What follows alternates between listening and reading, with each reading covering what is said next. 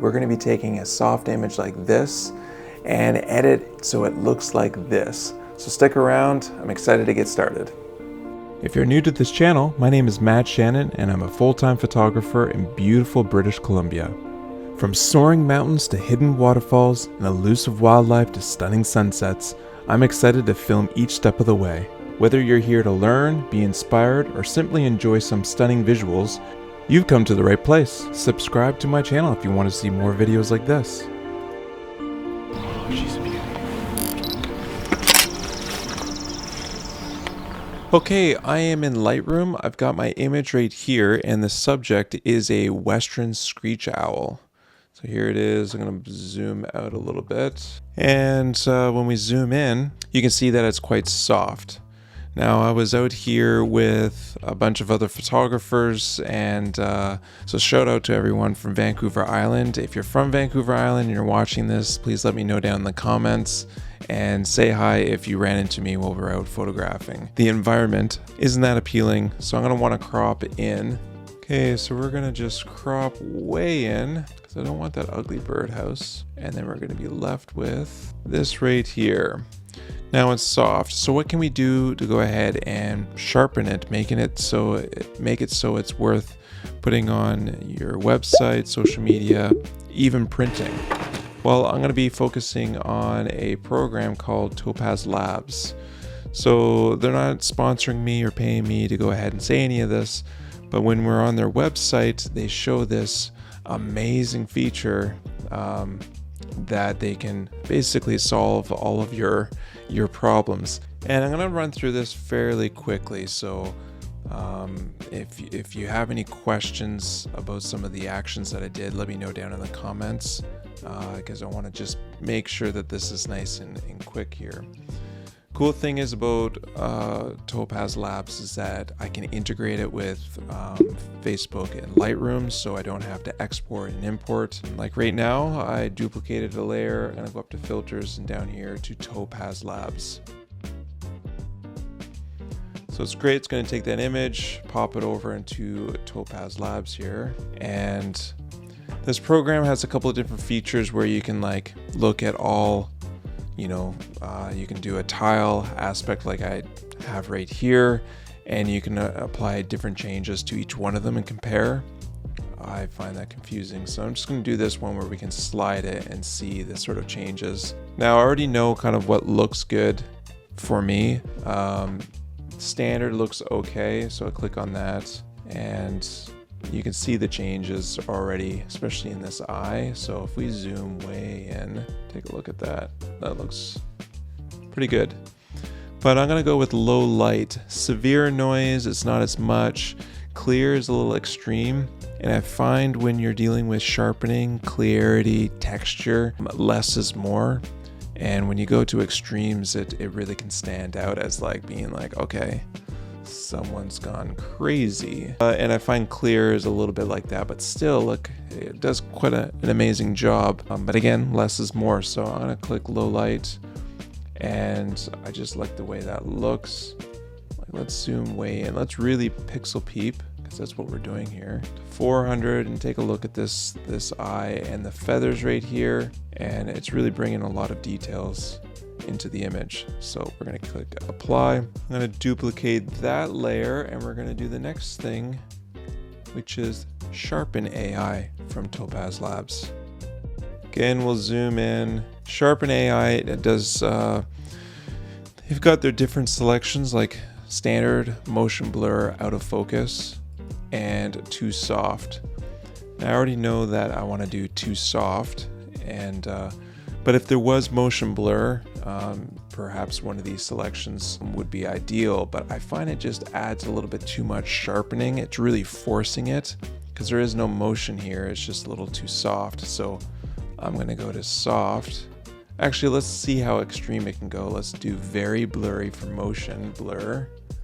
And it really, I mean, some people might find that pretty good, but look at the sort of creating some artifacts kind of in the feathers down here. It's just it's too much, too extreme down here. Now, Photoshop can allow you to go ahead and paint in or paint out what it is that you want or don't want, but I'm just going full on. So you can be very meticulous at this, but that's not what this video is about. It's just seeing if we can quickly allow a program to update it nicely. So I like that. I'm gonna hit apply, and already we can see some changes. I'm gonna zoom in and let's turn off all of the changes we made. So that's the soft version, and then that's the applied denoise and sharpening, and I find it already looks way better.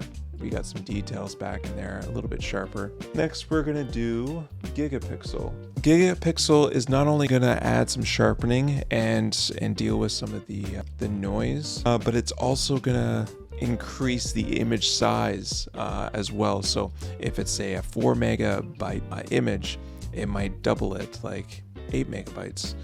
And I believe it's just multiplying all the pixels, and then it's also applying kind of sharpening and denoise and that sort of thing to it. We're in Gigapixel right now. I'm gonna scale it to 4 times. Here's 2 times. We're gonna really blow it up and make it a larger file. And there's a couple of different selections here. Again, there's the standard, which if you don't really know what you're doing, you can start there. And then there's lines. So if you're doing architectural photography, things with lines, fences, that sort of thing, you would click on there. Yeah, there's a few options here, but I'm gonna try the art one, and we're gonna zoom in a little bit closer. Now, one thing I want to really show you here is the detail with this right eye of the western screech owl, and the shadows and highlights in the feather. So to be able to get sharpening, not only are you creating a finer edge on certain details like the feathers here, it's creating a more defined edge, but it's doing that with contrast. It's taking the dark shadows and it's making it darker, and it's taking the highlights and making them a little bit brighter. And it's kind of removing a bit of a haze, and it really works. It does a great job. And not only for the owl, but also like in the grains of the wood, it really can make it pop, sort of thing. So I like that. I'm gonna hit apply. So we've done denoise, sharpening, and Gigapixel. So the image is twice the size. It's already blown up here. Or is it 4 times? I think I selected 4 times the size. And I applied all of these other sharpening and denoising to get the best image possible. And just like that, we went from here to there. That is a huge change, like a huge change. Very impressed. I think it's cool. Now we can add a few more techniques to this. One of them being, again, more contrast, darkening the shadows, and maybe playing with a little bit more of the light. So I'm gonna go down to an adjustment layer here, and I'm gonna lower the shadows, bring some highlights. So now we got some good contrast. And with the layered mask, white is to reveal, which the changes that I made now to this layer mask is revealed because it's white. You can see over here on the right hand side. And if I go Command I, it goes to black, so it conceals it so you can't see any of it. So then I'm gonna hit my paintbrush here with the white, and I'm gonna brush in with white, which is to reveal that adjustment layer.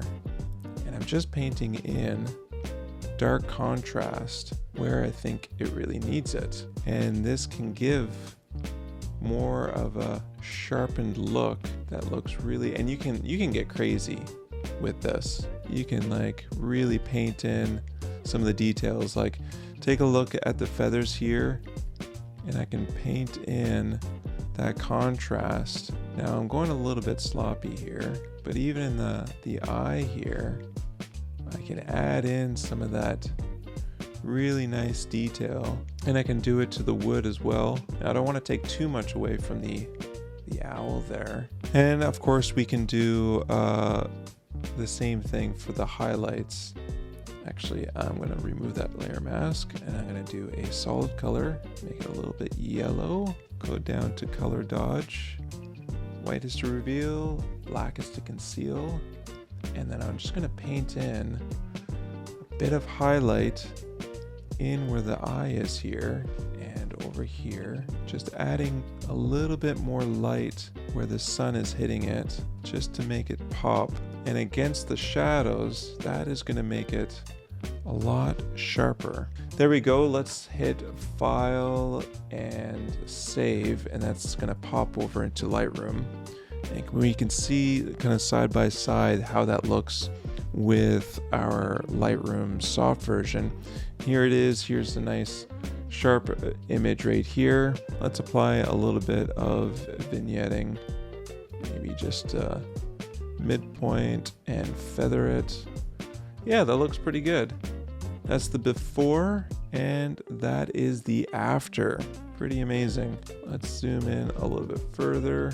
There's the before. It's super, I actually was waiting for it to load because I thought it wasn't loaded yet, but really that's the image. It's really soft. So that is the after. Quite amazing what you can do with those programs. This was a quick edit. It's not perfect and it won't solve all of your problems. Now, like I said, they weren't sponsoring me for this, and I got excited about, I guess, post-processing because someone in the comments said, hey, when are you going to do some post-processing? So if you're thinking about editing and using Topaz Labs, you can head over to my website, mattshannon.ca/gear. You can click on this link. It'll direct you to their website.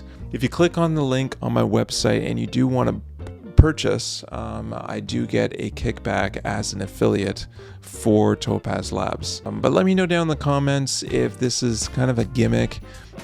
Is this against your sort of photography religion? Or is this a tool that you can use to help better create the images that you see in the field to your viewer so that everyone can enjoy your work?